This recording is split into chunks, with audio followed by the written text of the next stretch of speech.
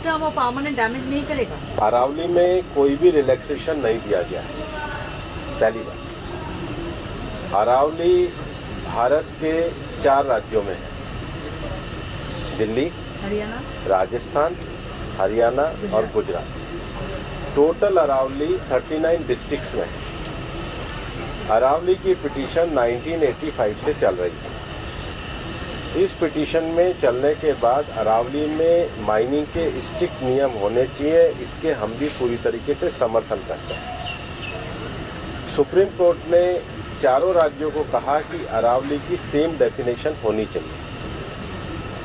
Same definition में 100 metre को, जो कि 1968 का जो जियोलॉजी का स्टडी है रिचर्ड मॉर्फी, उसके कारण है। कुछ यूट्यूब चैनल ने और कुछ लोगों ने एक कंफ्यूजन खड़ा कर दिया कि 100 मीटर का अर्थ होगा टॉप के 100 मीटर। ऐसा नहीं है। उसका जो बेस स्ट्रक्चर है, जो पर्वत का बेस स्ट्रक्चर है, अगर वो जमीन के अंदर भी 20 मीटर है, वहां से लेके 100 मीटर तक प्रोटेक्शन है। तो जो 100 मीटर का प्रोटेक्शन है, जो लोगों ने कंफ्यूजन करा है कि मतलब ऊपर का 100 मीटर है, नीचे खुदाई कर सकेंगे, वो नहीं है। मैं आपको फिर क्लियर कर रहा हूँ। 100 मीटर का अर्थ है टॉप 100 मीटर से बॉटम के अंदर तक जो उसका पूरा फैलाव है। पहाड़ी तो ऐसे होती है, तो उसका बॉटम तो बड़ा होता है, जहां तक उसका बॉटम जाएगा वहां से लेके 100 मीटर तक प्रोटेक्शन है। और अगर एक पहाड़ी और दूसरी पहाड़ी के बीच में 500 मीटर का ही गैप है, तो वो जमीन भी अरावली रेंज मानी जाएगी। इस डेफिनेशन के आने के बाद 90% से ज्यादा एरिया प्रोटेक्टेड एरिया में आ गया।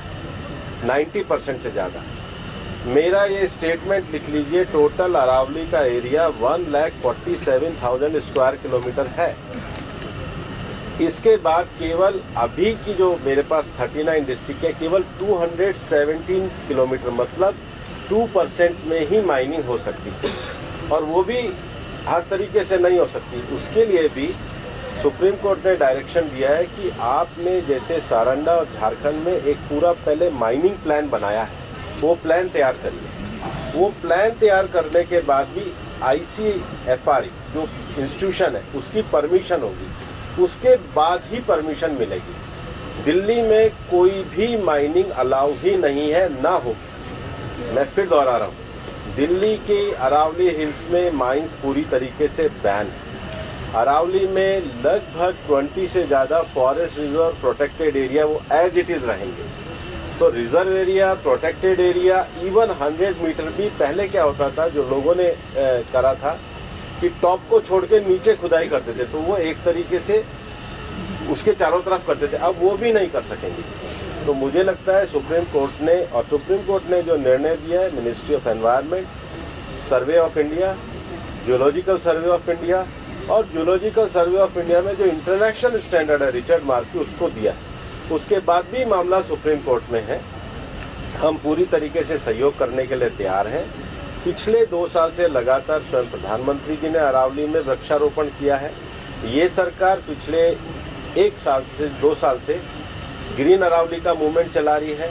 मैंने खुद ने पिछले दिनों उदयपुर में सारे DFOs की, मतलब चारों जिलों के 39 DFO की मीटिंग करी है। हम हर डिस्ट्रिक्ट में अरावली की नेटिव स्पीशीज का एक नर्सरी लगा रहे हैं।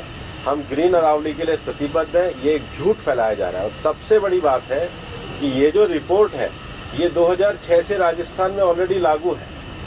इसमें कुछ भी एडिशन नहीं किया गया, बल्कि अरावली के टॉप से लेके और जमीन तक, मतलब जमीन से पूरा ऊपर 100 जो स्ट्रक्चर है, वो सारा प्रोटेक्टेड की श्रेणी में आता है।